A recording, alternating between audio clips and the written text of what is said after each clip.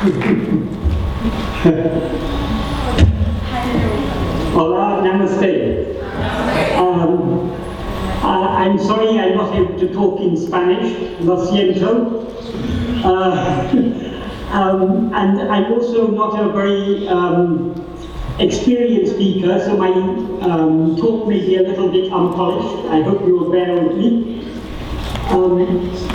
Is the tone of my voice correct? Am I speaking too loud or too softly? Or also I'm raising my voice maybe too much? Okay. The topic I've been asked to speak about is spiritual intelligence and the question, who am I? So I'll start by saying what I understand the term spiritual intelligence to mean.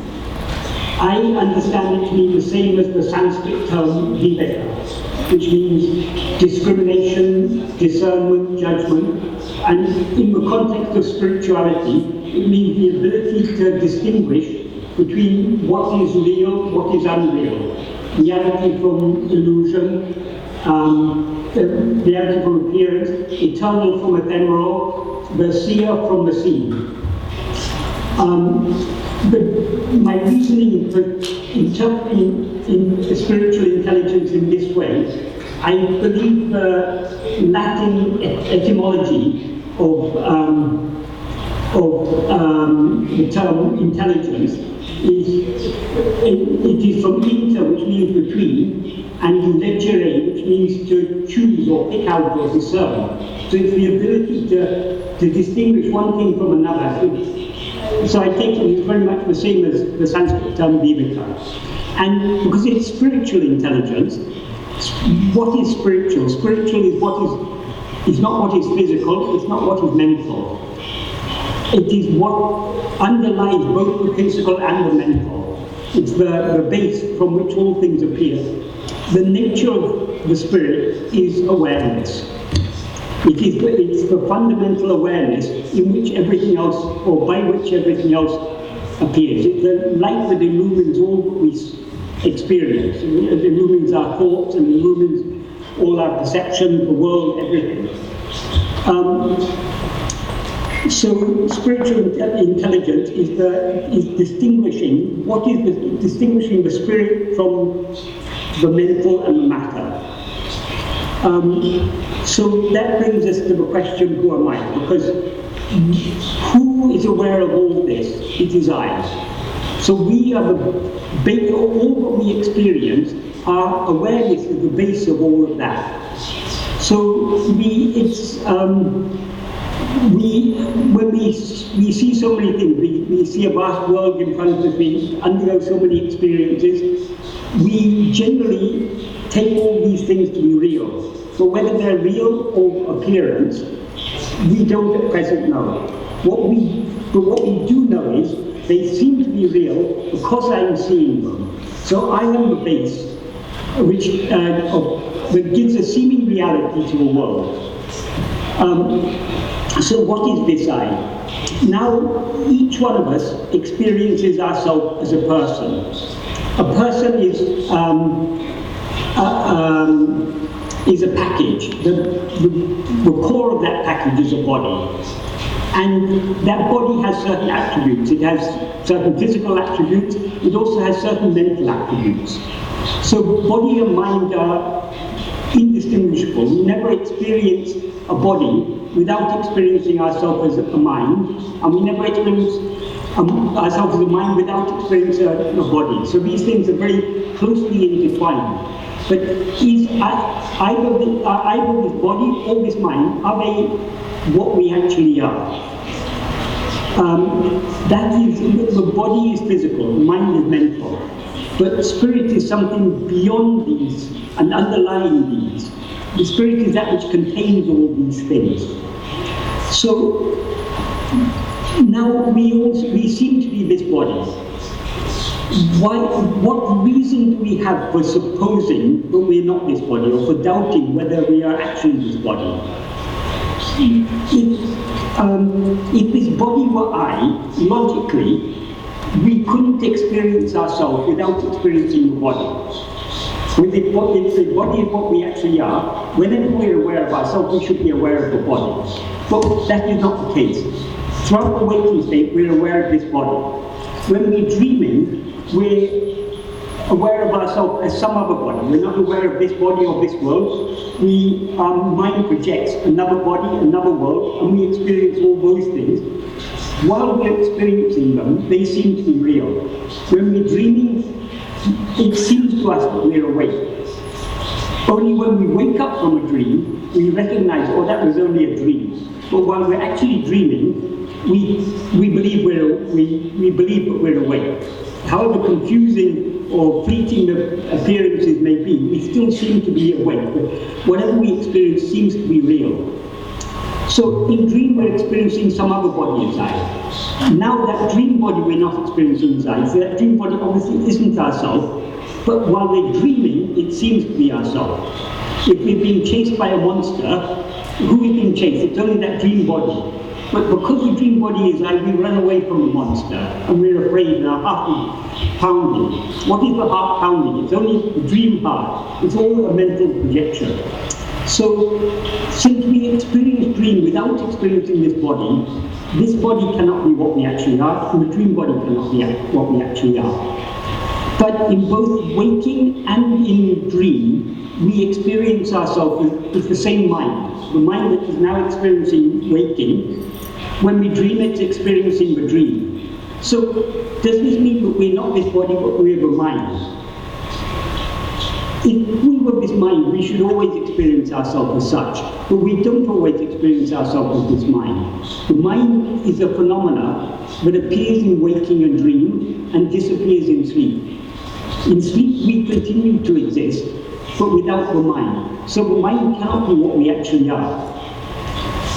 The general belief that people have about sleep is it's a state of unconsciousness. We're not aware of anything in sleep.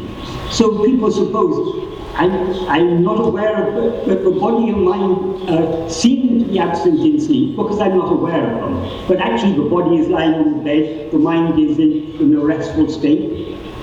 But since we are not aware of these things, we don't actually know whether they exist when we're sleeping or not. When we wake up, other people tell us, oh, your body was lying in bed. But those other people are part of the world which didn't exist for us while we were asleep. So there's we've got very strong grounds for doubting all that we now experience.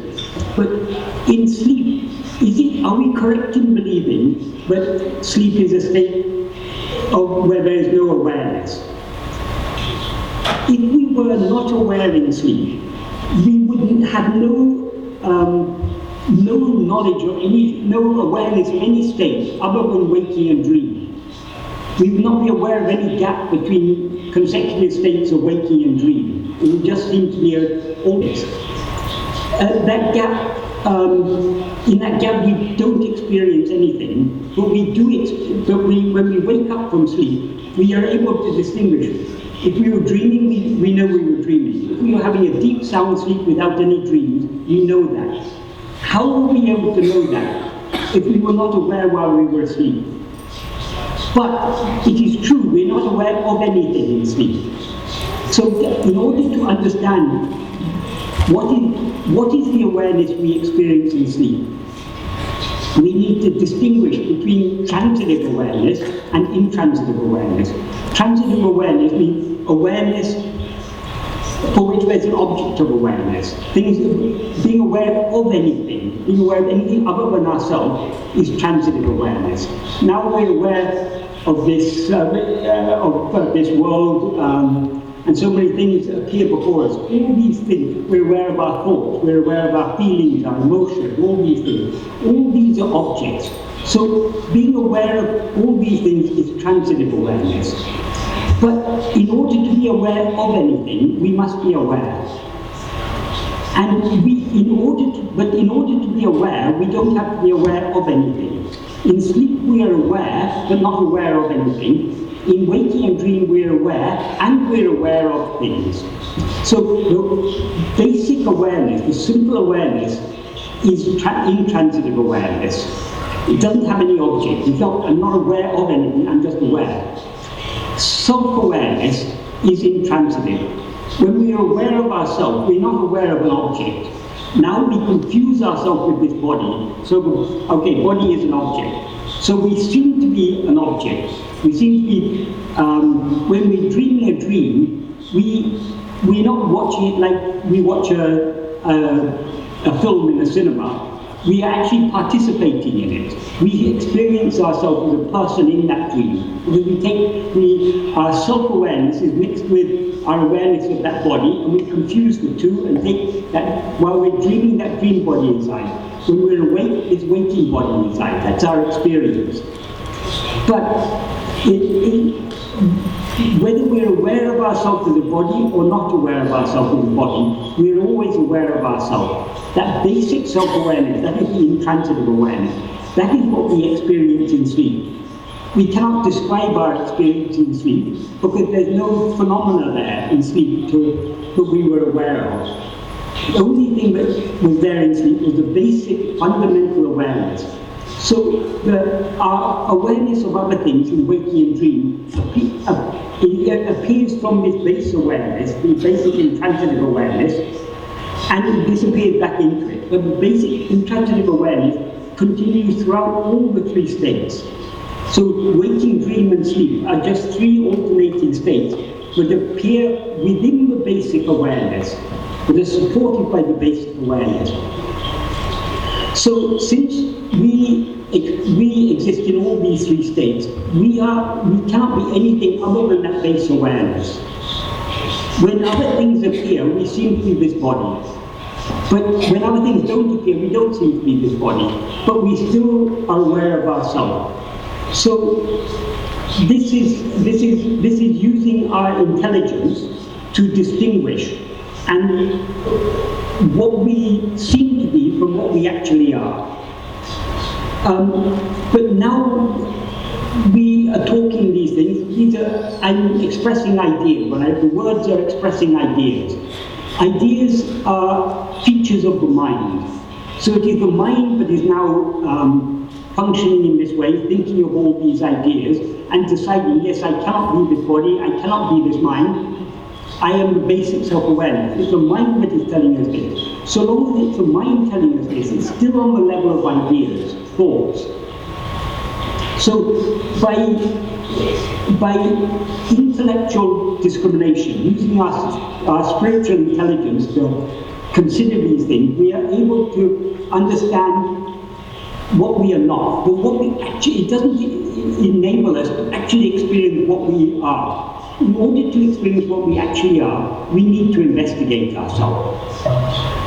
When we are thinking any thoughts, our mind is going outward, our attention is going outwards, away from ourselves towards other things. Thoughts are not ourselves. They're things that appear within ourselves and disappear. So being aware of thoughts is, people generally think if you're thinking within your mind, you're introverted. In a relative sense, yes, we're introverted. But in an absolute sense, even dwelling on our own thoughts and emotions is extroversion. It's a turning of our mind away from ourselves towards things other than ourselves. So in order to actually experience what we are, so long as we're aware of other things, we are aware of ourselves as a body. And the I who is now aware of all these things is what is called ego. That is the I that seems to be limited to the extent of a body. That is the ego. So, but this ego doesn't exist, and the ego is the root of the mind, the base of the mind, it's the subject. Mind is a bundle of thoughts. But in the mind there are two elements. There's the subject, the one who is aware, and all the other thoughts, which are things of which it is aware. So the essence of the mind is the ego, the subject, the one who is aware. Everything else, the thoughts, the emotions, the perceptions, everything else is object. It's objective. So in order to be aware of ourselves as we actually are, we need to be aware of ourselves in isolation from other things. We need to, that is, I don't mean physically isolated, but we need to isolate our awareness, to be aware only of the fundamental self-awareness that we are. And so we have to, for a while at least, to relinquish our awareness of other things and focus all our awareness, all our attention on ourself alone, on basic self-awareness. This is what Bhagavan called Atma-vichara. Atma-vichara simply means self-investigation. We're investigating ourselves.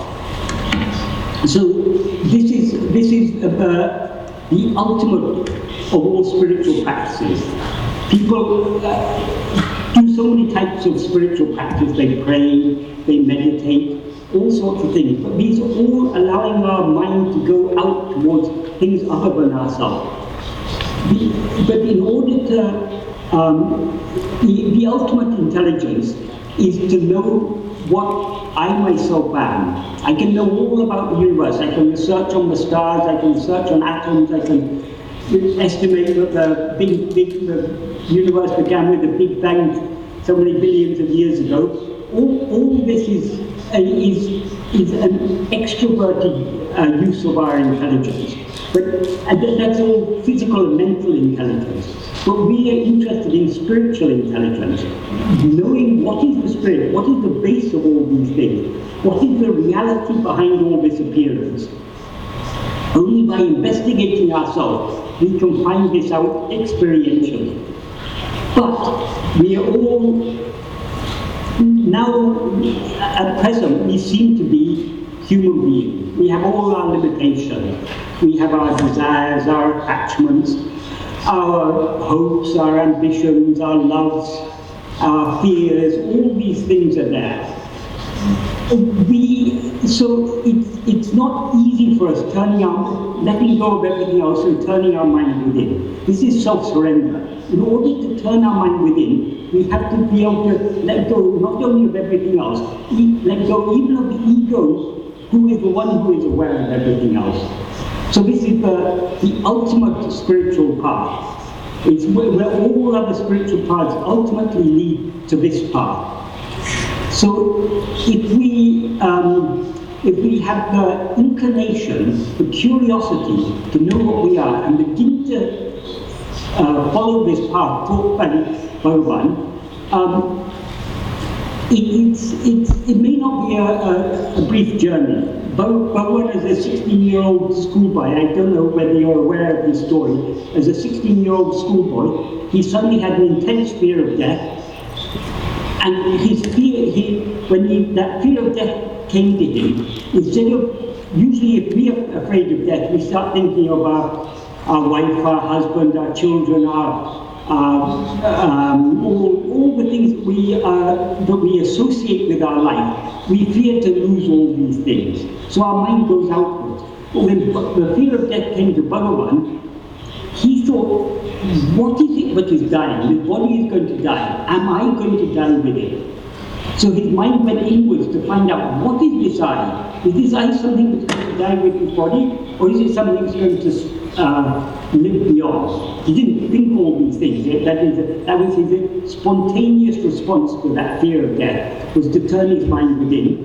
And in a moment, he experienced himself as he really is. It's not going to happen to most of us in that way. But Bhagavan said, if someone is able to attain it as if effortlessly, that is because all the necessary effort they have done already. So if we feel inclined to take to this path, we're beginning on a journey. It may seem to be a long journey. It's a journey that requires patience and perseverance. We have to have that dedication to finally reaching that goal, finally knowing what we are. And this is not a selfish thing, because selfish is what is gratifying to the ego is selfishness. But this is investigating the ego to see whether this ego is real. When we turn our attention within, Bhagavan said this ego seems to exist so long as we're aware of other things. when we investigate this ego itself, it disappears. So actually this is the very antithesis of selfishness. This is complete self-surrender, complete self-denial. So this is, I think this is the basis of what I wanted to talk about. So I think now it may be appropriate if I open it up to anyone who wants to ask any questions.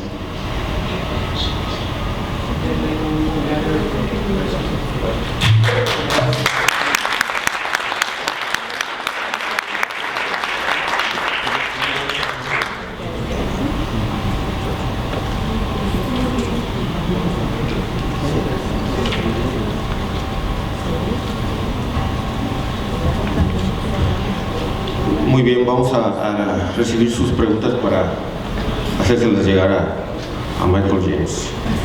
La primera pregunta es: ¿existen audios con la voz de Bhagavan Sri Ramana Maharshi en internet? En internet hay videos, pero no hemos encontrado su voz.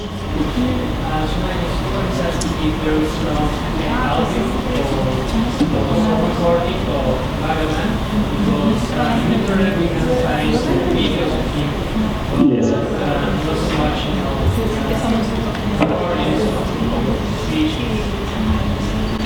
No, his voice was never recorded. Once there was some people hoped to record his voice. That was back in the 1930s probably. So in those days, voice recording equipment wasn't like we can now record in a small mobile phone or whatever. In those days, it needed so much paraphernalia to record the voice. So someone had brought all that equipment, and it was all set up in front of him, and people were hoping he was going to say something, but he just kept quiet. And after a long time, they finally gave up, and they packed up everything. And they said, Bhagavan, someone said to him, Bhagavan, they were hoping to record your voice, because for posterity it would have been so nice if your voice had been recorded. And Bhagavan said, how to record my voice? My voice is silenced. So his voice is, even now we can hear his voice if we turn with him and listen to him.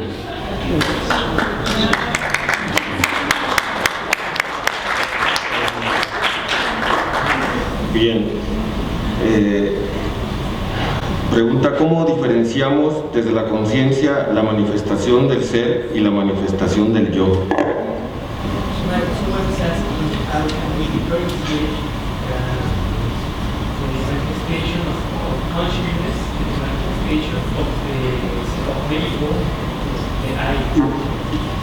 Well,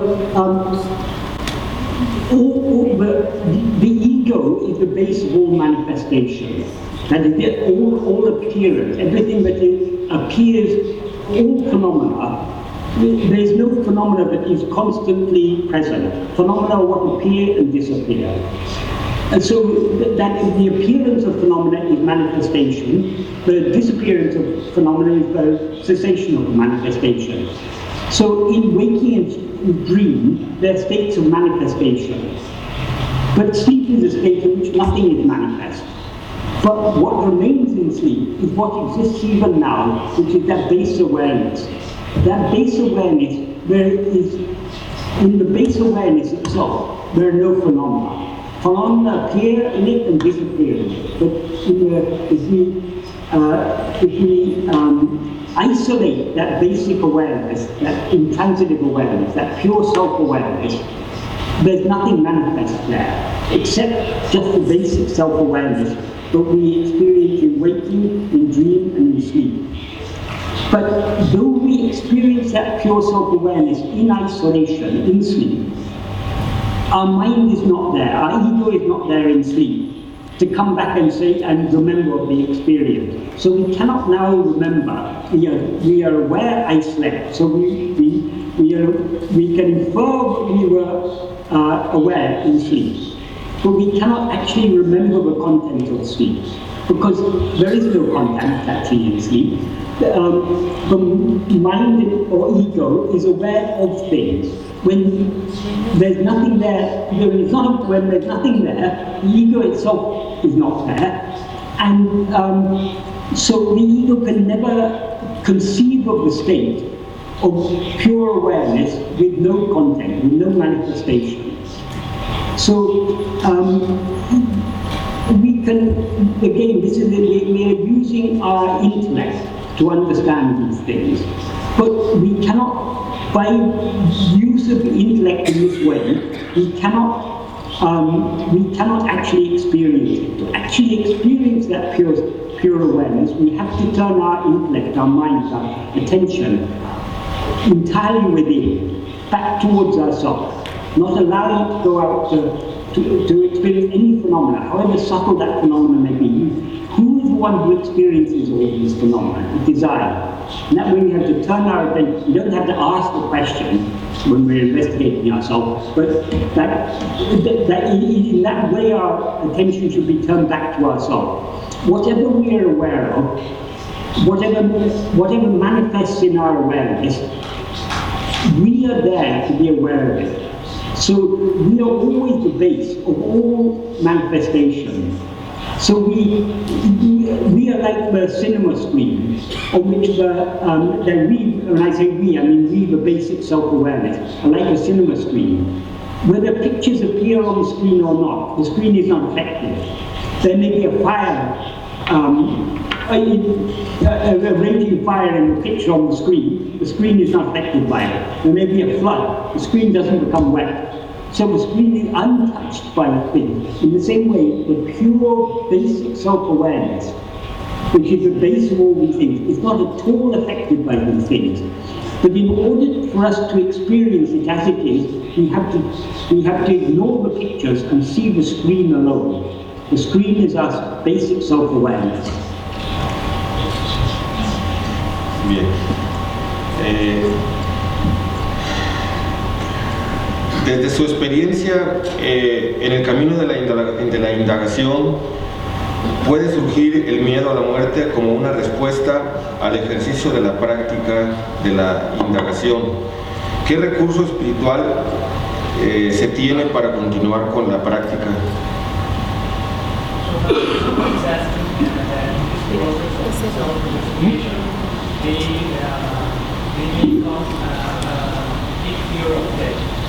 Yes. So what can we do to overcome that fear? Well, so many things come. Fear of death, all sorts of feelings, emotions, and everything come. But these are all phenomena. Death is a phenomena. Fear of death is a phenomena. Everything we experience is a phenomena. It's something other than ourselves. Whether we have fear of death or we have no fear of death, we are still existing there. Who is aware of the fear of death? I am aware of it. So turning our attention away from the fear, back to the one who is afraid, or one who seems to be afraid, that is the ego. The ego can only survive so long as it's aware of other things. So the fear of death is actually, if we get that fear of death as a result of investigating ourselves, that is a very good sign. But that shows that our ego is aware that it's about to be exposed. So it is terrified. The ego will do all it can to turn outwards, to be thinking of something else, to be aware of something other than itself, because it cannot survive. In one verse in Uddhava, one of his principal works, Bhagavan explains how the ego comes into existence. He said, Urupati Undam, Urupati Nekam. That is, grasping form, it comes into being. Grasping form, it stands. Urupati Undumika Ongo. Grasping form, it nourishes. Grasping and feeding on form, it flourishes. So this is the nature of the ego. It's always grasping form. Form means phenomena, things other than ourselves. The ego, without being aware of other things, ego cannot rise and cannot stand. So he says in the next sentence, it comes into grasping form, it stands. Grasping of form, it flourishes. It means here the ego. So the nature of the ego is always to grasp. Form means phenomena, things other than ourselves. manifestation. So by grasping these things, the ego stands and flourishes. But then Bhagavan says, taking our open criticum, that means it soars, it takes flight. That is, so long as we're allowing our attention to go outwards, we seem to be this ego. If we turn our attention back within towards ourselves, this ego cannot stand without grasping other things. So it automatically subsides and dissolves back into its source. Sí, gracias por compartir con nosotros su espíritu. ¿Considera que en la educación escolar se puede fomentar el autoconocimiento, el conocimiento del yo soy? ¿En qué forma?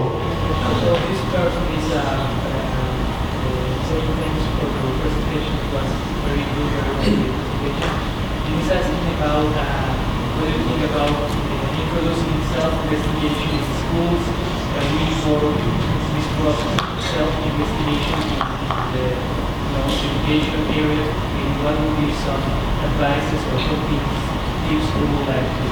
Okay, yeah, I think that's a very interesting idea. That is,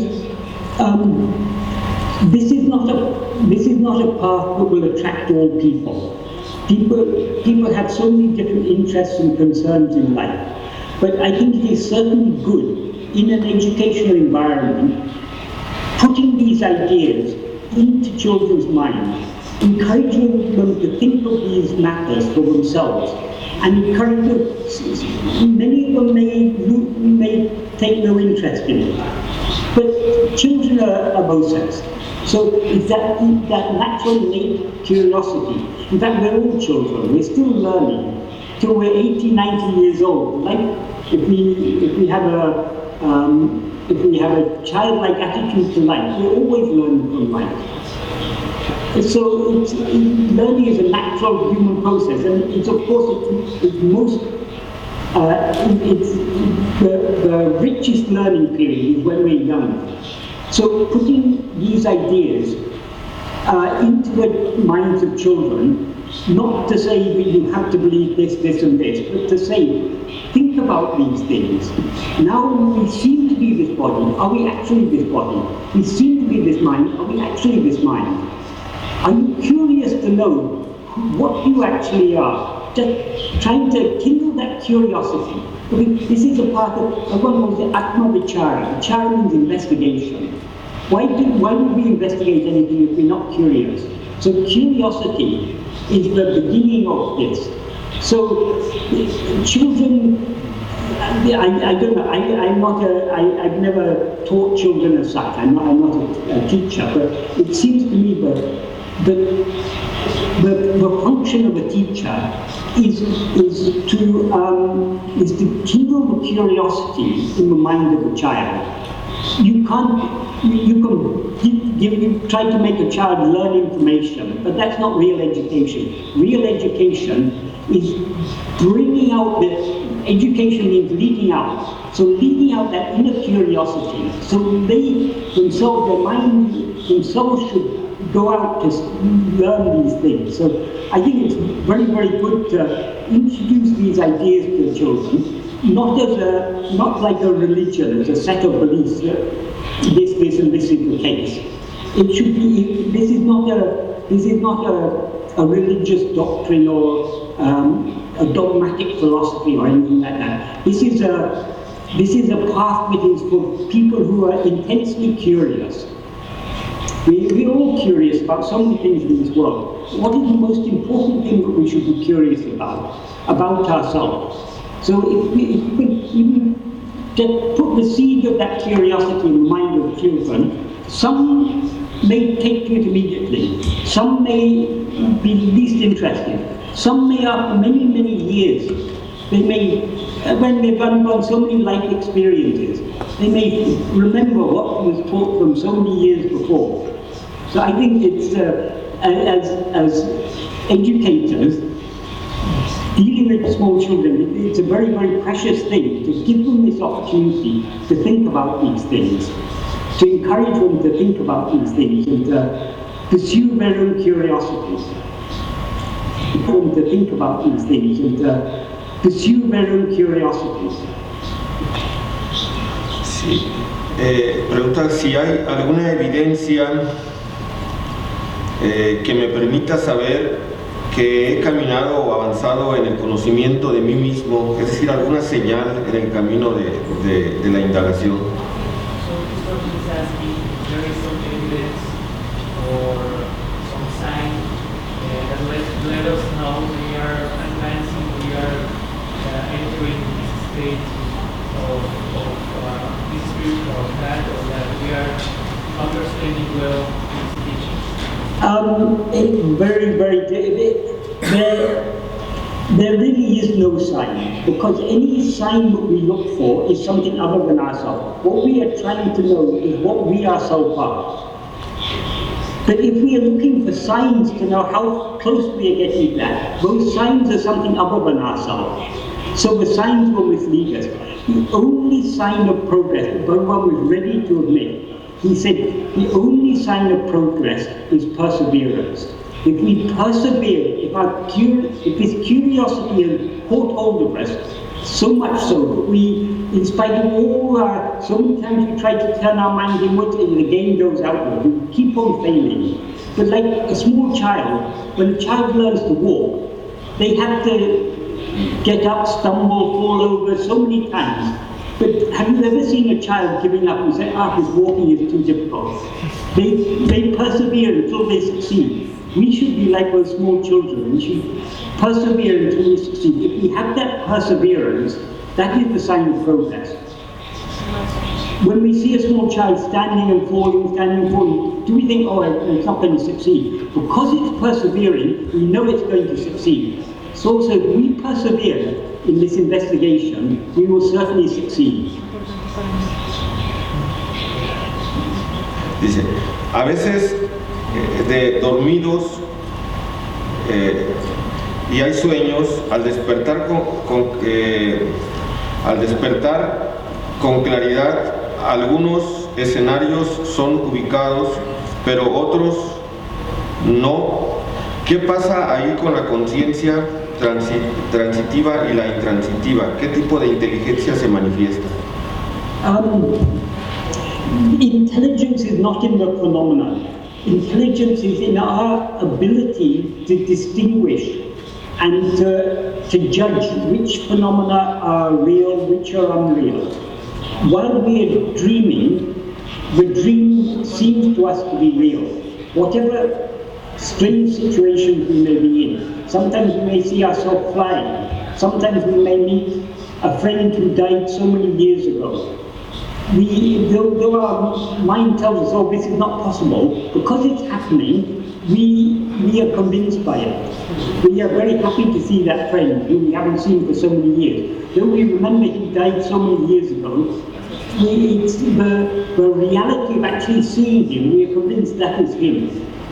Though we know we shouldn't be able to fly, when we can fly in the dream, we wonder how we were never able to do this before. It's so easy to fly. So we are convinced by what we immediately experience. This is the power of the mind to whatever the mind experiences directly at that moment. Now, while we were dreaming, the dream seemed to be real. Now the dream doesn't seem to be real. What is the difference? The reason why the dream world and everything we experience in dreams seem to be real is in dream we experience the dream body as ourself. Because we are real, since we experience that body as ourself, that body also seems to be real. And since that body is part of the world in which it appears, the whole world appears real. So that is why the dream appears real so long as we are experiencing it. As soon as we wake up, that connection with that dream body is broken. We no longer experience that dream body as ourselves. So we are then able to recognize, it was just a mental projection. It wasn't real. But it seems real so long as we are part of it. And in the same way, this gives us good reason to doubt how real our present state is. Because now, all this seems to be real, because this body seems to be ourselves. Because we are real, but the body seems to be ourselves, the body seems to be real, and hence the whole world seems to be real. But when we see our long dead friend in a dream, what is real to us in waking, but that friend died 30 years ago, in the dream, the truth of the waking state becomes false, because now our friend has appeared in front of us, so he hasn't really died, he's here now talking with me. So the reality of waking negates the seeming reality of dream, and the reality of dream negates the seeming reality of waking. So if that is unreal, why should we assume this is unreal? This may be real, who knows? But we have no ground, we have no justification for assuming this is real. So curious we should be. This is teaching children. It's good to make children, like, I'm sure many children have had the thought, wondering whether this is all a dream or not. But all the teachers will tell them, oh no, this is the waking state, that's not a dream, it's silly ideas. They'll dismiss those ideas. Such ideas should be encouraged, because that is the curiosity. That is where, this is the spiritual curiosity, when we begin to, the philosophical curiosity, metaphysical curiosity, when we begin to question whether is this all real or is it just another dream. That idea comes to a very fresh, unprejudiced mind of a child. But generally, most educators will educate such foolish ideas out of their mind. But an educator who wants to educate in spiritual intelligence should encourage such foolish ideas. Because the foolish ideas are the seeds of wisdom. La siguiente es, ¿cómo afecta el uso de drogas el proceso de autoindagación, autoinvestigación? Yes. Substances and how they affect the process of self-enquiry? Drugs can modify what we, drugs can do one of two things. Either they can modify what we experience, or they can if we take certain drugs, will put us to sleep. Like when we go for an operation, we're given cuts off all phenomena. But other drugs simply modify what we experience. When I cuts off all phenomena. But other drugs simply modify what we experience.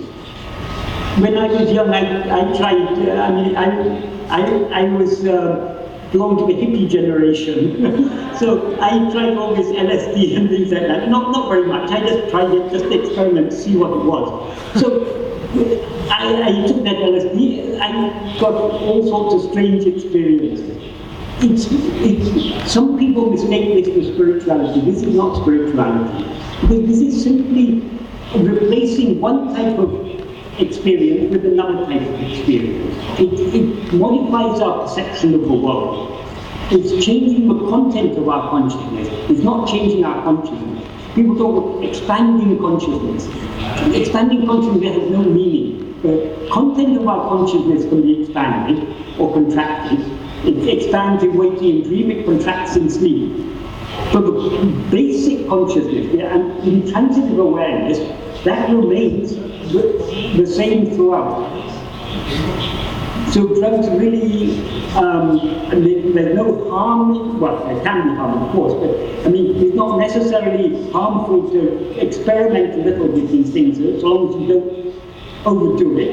But it's not really a spiritual path. In India, there are many sadhus who take a very refined form of ganja, hashish, or whatever it's called. That is, they take it in a very refined form, and it does give all types of hallucinatory experience. I met sadhus in the Himalayas who gave a very purified form of ganja. They crush the leaf, make it into ball, but they put it through a purification process.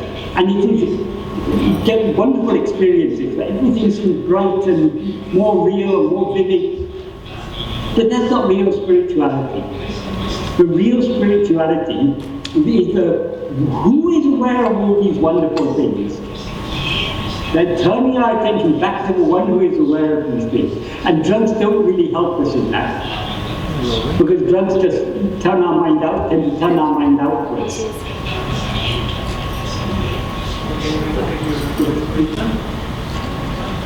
Sí, y la última pregunta sería, la que pregunta cuál fue su experiencia a lo largo de los años que vivió con Ramana Maharshi, pero debe ser con, yo creo, con Sri Sadhu.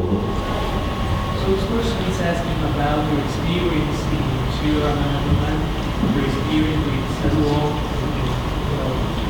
Yeah. What was this experience?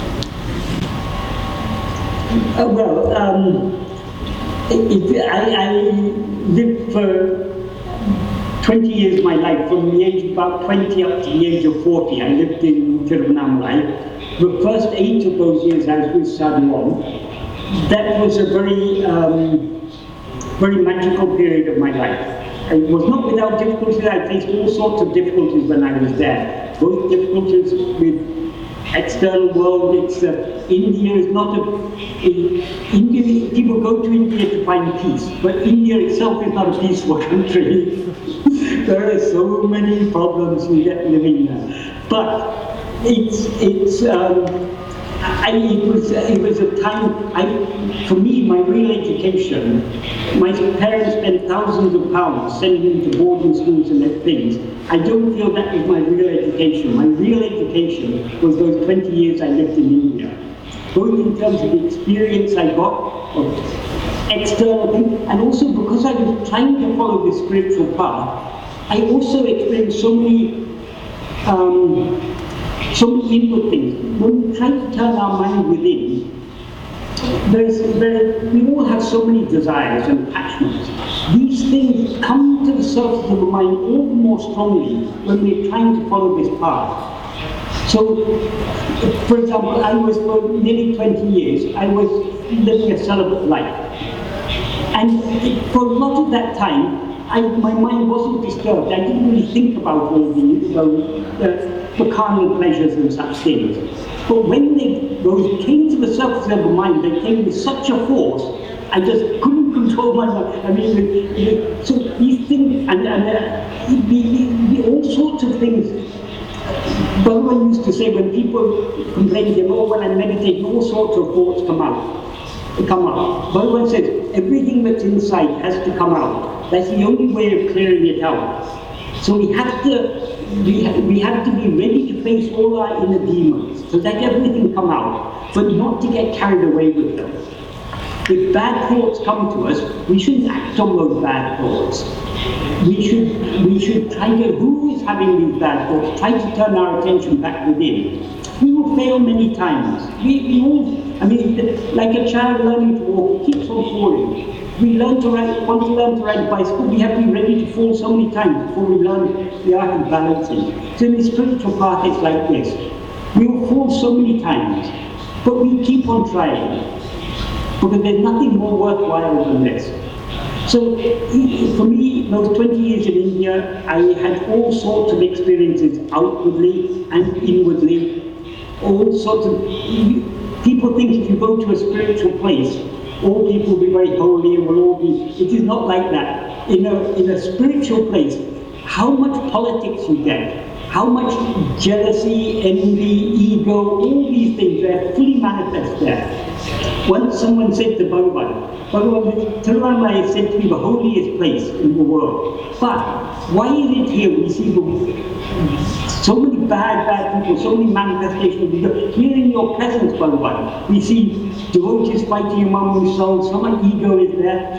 Bhagavan said, if you put a pot of water on the fire, it will boil and bubble and it makes so much noise and steam will come off and everything. Until all that is inside the pot is boiled away, evaporated, it continues making noise. This place is fire. This is the fire of jnana. It's the fire of real knowledge. So this will, everything, when people come here, even all that is the worst in them will come out. but that is in order to purify them and bring out ultimately the good will come out. There's a story in the Indian Purana, that's the traditional stories of India, about there was a milky ocean, and in that milky ocean is the nectar of immortality. But in order to get that that nectar of immortality, the amrita, out of the ocean, it was necessary to churn it, like churning milk to get butter from it. So, but it's such a big ocean, how to churn such a big ocean? So Mount Meru was the churning rod, and they needed a big rope to pull to get the churning, because in India they churn using a rope, pulling it back and forth, and the rope wrapped around the churning rod in the center.